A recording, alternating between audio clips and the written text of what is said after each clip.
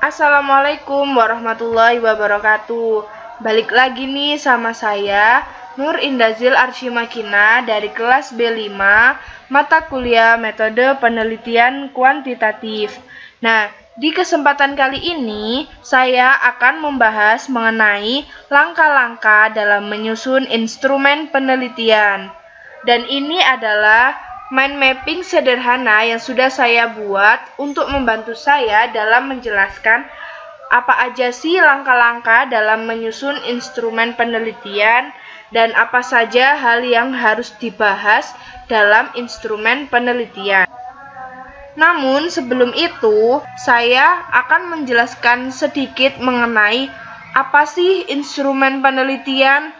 Instrumen penelitian adalah alat yang digunakan untuk membantu pengumpulan data, di mana instrumen penelitian ini juga sangat penting dalam sebuah penelitian. Hal ini dikarenakan instrumen penelitian dapat menentukan kualitas dari penelitian itu sendiri. Tanpa adanya instrumen penelitian, maka peneliti akan dianggap gagal dalam melaksanakan penelitian. Dan dalam instrumen penelitian ada beberapa tahapan yang harus dilalui supaya bisa menyusun instrumen penelitian sesuai dengan kaidah-kaidah. Yang pertama yaitu analisis variabel penelitian, yaitu menganalisis setiap variabel menjadi subvariabel, kemudian berkembang menjadi indikator-indikator menjadi langkah awal sebelum instrumen itu dikembangkan. Kedua, ada menentukan jenis instrumen.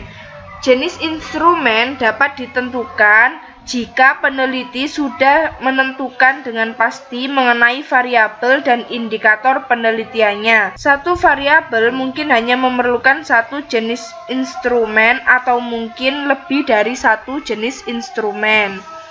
Ketiga, ada menyusun kisi-kisi atau layout instrumen. Kisi-kisi instrumen yang diperlukan sebagai pedoman dalam merumuskan item instrumen.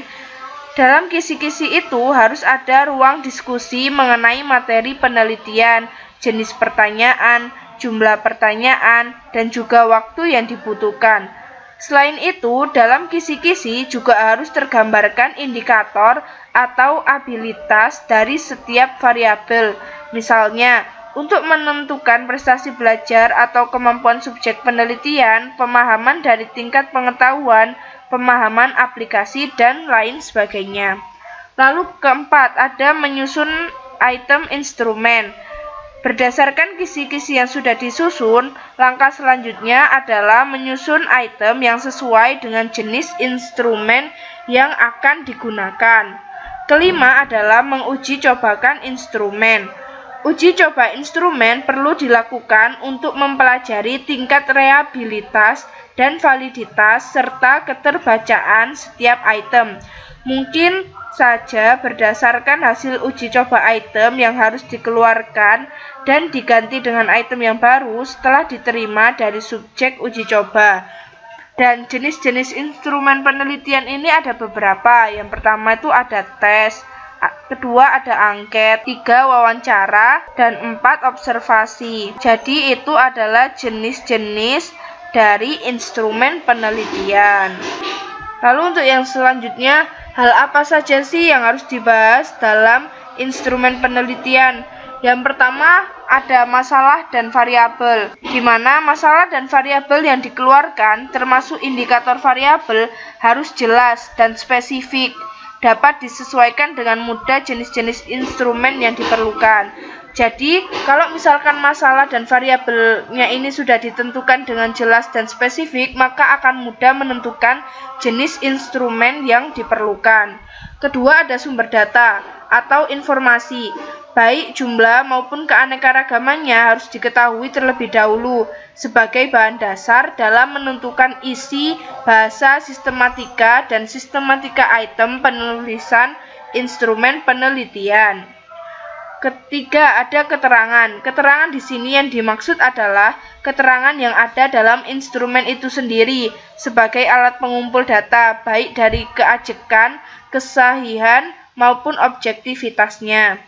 Lalu keempat, ada jenis data, di mana jenis data yang diharapkan dari penggunaan instrumen harus jelas, sehingga peneliti dapat memperkirakan cara analisis data guna memecahkan masalah penelitian. Kelima, mudah dan praktis, di mana diperlukan cara yang mudah dan juga praktis, namun dapat menghasilkan data yang dibutuhkan. Jadi, mungkin hanya itu yang bisa saya sampaikan mengenai langkah-langkah dalam menyusun instrumen penelitian. Kurang lebihnya mohon maaf.